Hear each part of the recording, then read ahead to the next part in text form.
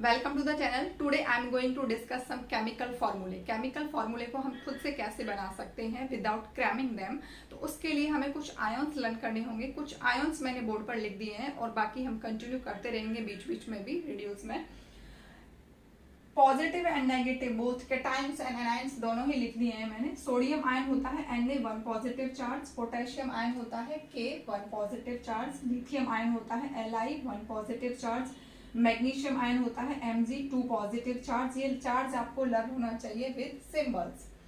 Calcium ion होता है Ca2 positive charge, chloride ion होता है Cl1 negative charge, fluoride ion होता है F1 negative charge.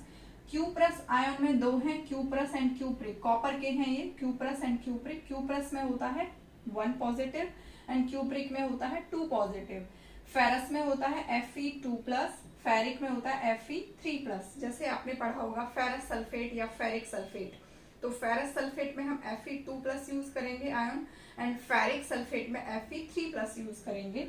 Sulphate ion SO4 2 negative charge होता है। Sulphide ATE and ITE, sulphide SO3 2 negative charge, charge same है, SO4 से SO3 हो गया है। Sulphide IDE that is S2 negative, सिर्फ S है और ऊपर 2 नेगेटिव चार्ज है।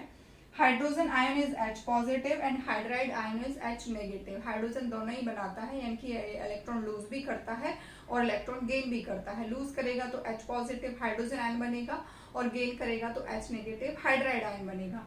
अब कुछ पॉलीएटॉमिक आयन्स भी हैं जिनमें एक से ज्यादा एटम होते हैं। एसीटेट आयन होता है CH3COO 1 negative charge, CH3COO 1 negative charge होता है। Nitrate ion NO3 1 negative, nitrite ion NO2 1 negative, nitride IDE N and 3 negative. देखो यहाँ सेम है, सल्फेट सल्फाइड सल्फाइड, ऐसे ही नाइट्रेट नाइट्राइट एंड नाइट्राइड, इनके चार्ज 2 नेगेटिव थे। यहाँ पर चार्ज देखो क्या है, इसका चार्ज 1 है, इसका भी 1 है, लेकिन नाइट्रोजन के लिए क्या होता है 3 नेगेटिव। नाइट्रोजन जो है 3 इलेक्ट्रॉन गेन कर लेता है। Zincate ion ZnO2 2 negative charge, ये आपका एसिड बेस में काम आता है। सोडियम जिंकेट वाली जो रिएक्शन आती है, reaction of metal with the basis. Phosphate ion PO4 3 negative, phosphide ion PO3 3 negative and phosphide IDE P 3 negative.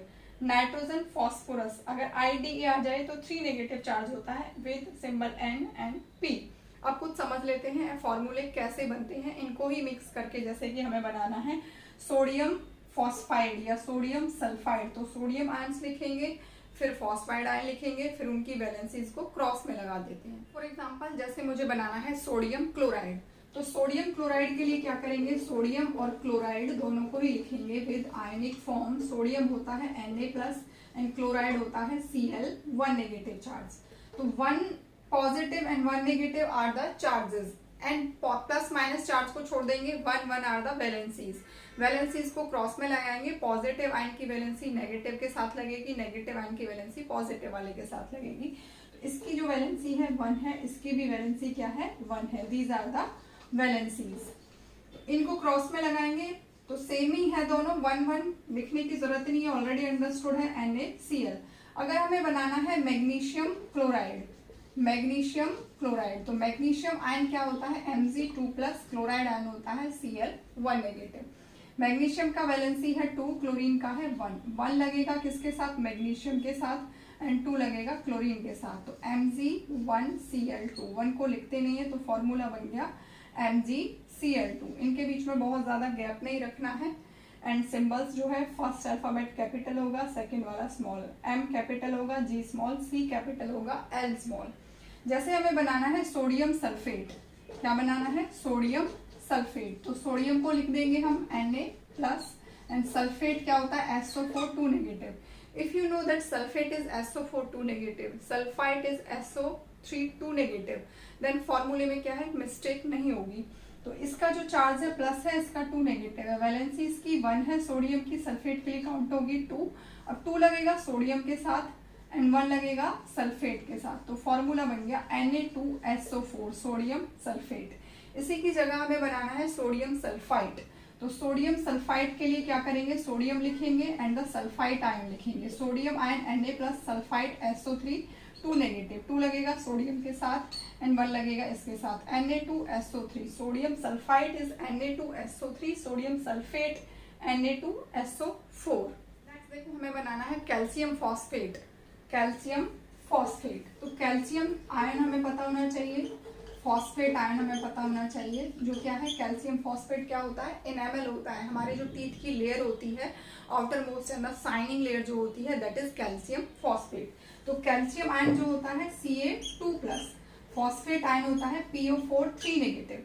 अब इसकी वैलेंसी जो कैल्शियम की है 2 और फॉस्फेट आयन के लिए है 3 लगेगा कैल्शियम के साथ एंड 2 लगेगा फॉस्फोरस के साथ। अब PO4 एक से ज्यादा आइटम अगर आ जाए तो उसका ट्वाइस थ्राइस करने के लिए हम क्या लगा देते हैं, ब्रैकेट लगा देते हैं। तो फॉर्मूला बन गया Ca3PO4 whole twice, this is calcium phosphate. Same magnesium phosphate भी बन जाएगा क्योंकि मैग्नीशियम की भी वैलेंसी 2 है। नेक्स्ट हमें बनाना है कैल्शियम एसीटेट, कैल्शियम एसीटेट।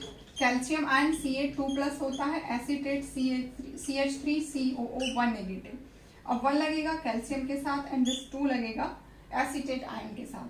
तो CH3COO का होल ट्वाइस, या इसको लिख सकते हैं हम CH3COO whole twice and Ca, इस तरीके से भी लिख सकते हैं बिकॉज बॉन्डिंग जो है ऑक्सीजन और कैल्शियम के बीच में होती है। तो कैल्शियम और ऑक्सीजन को साथ में लिखना है, इस तरीके से लिखते हैं। नेक्स्ट कुछ एग्जांपल और देख लेते हैं। Sodium sulphide, sulphide IDE, sodium होता है Na+, सल्फाइड S2 नेगेटिव। तो सल्फर का जो 2 वैलेंसी है सोडियम के साथ लगाया जाएगा, सोडियम का 1 वैलेंसी सल्फर के साथ। तो फॉर्मूला बन गया Na2S। Hydrogen sulphide, hydrogen H positive होता है, सल्फाइड सेम S2 नेगेटिव। तो सल्फर की जो वैलेंसी है 2 है, हाइड्रोजन की वैलेंसी 1 है। सल्फर की 2 वैलेंसी हाइड्रोजन के साथ लिखेंगे एंड हाइड्रोजन की 1 वैलेंसी सल्फर के साथ लिखेंगे। ऐसा क्यों लिखते हैं, चार्ज को बैलेंस करने के लिए, कंप्लीट जो है फॉर्मूले को न्यूट्रल बनाने के लिए। बिकॉज जितने नंबर ऑफ इलेक्ट्रॉन लॉस होते हैं उतने ही गेन होते हैं। सपोज यहाँ पर सल्फर ने जो है 2 इलेक्ट्रॉन्स को गेन किया। नेगेटिव चार्ज कब आता है, when any atom is gaining the electron. तो इसने 2 इलेक्ट्रॉन्स को गेन किया, बट हाइड्रोजन जो है लूज करता है 1 ही। तो उसको क्या है, 2 हाइड्रोजन एटम्स की जरूरत है जो दोनों उसको 1 इलेक्ट्रॉन प्रोवाइड करेंगे। एक हाइड्रोजन ने 1 इलेक्ट्रॉन दिया, दूसरे हाइड्रोजन ने दूसरा इलेक्ट्रॉन दिया और दोनों ही इलेक्ट्रॉन को सल्फर ने गेन कर लिया। दैट्स वाई फॉर्मूला बन गया H2S। Number of electron lost और गेन्ड इक्वल होते हैं। कोई भी एटम जितने इलेक्ट्रॉन लूज करेगा तो डोनर जो एक्सेप्टर है वो उतने ही गेन करेगा। अगर ज्यादा का रिक्वायरमेंट है इसीलिए हमें बैलेंस करना पड़ता है, फिर नंबर ऑफ एटम्स उसमें ज्यादा चाहिए होते हैं। हाइड्रोजन एक ही जो है लूज करता है तो 2 हाइड्रोजन का रिक्वायरमेंट है 2 इलेक्ट्रॉन डोनेट करने के लिए, सो दैट के सल्फर जो है 2 इलेक्ट्रॉन गेन कर सके। तो फॉर्मूला जो है न्यूट्रल बनेगा, इस पर कोई पॉजिटिव नेगेटिव नहीं है। पॉजिटिव नेगेटिव जो है आयंस पर है, फॉर्मूला जो है न्यूट्रल है, इस पर कोई पॉजिटिव नेगेटिव ओवरऑल कोई चार्ज नहीं है।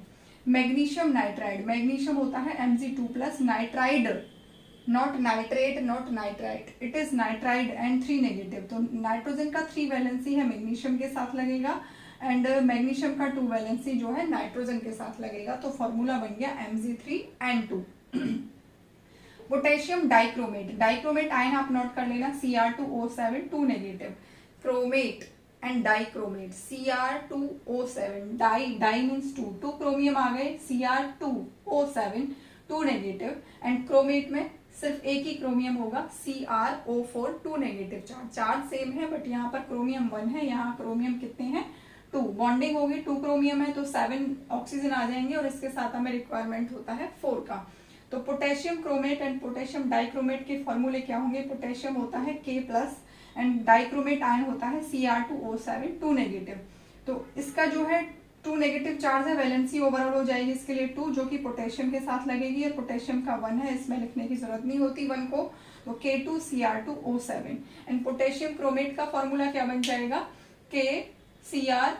देखो K क्या है 1 positive charge and CrO4 2 negative.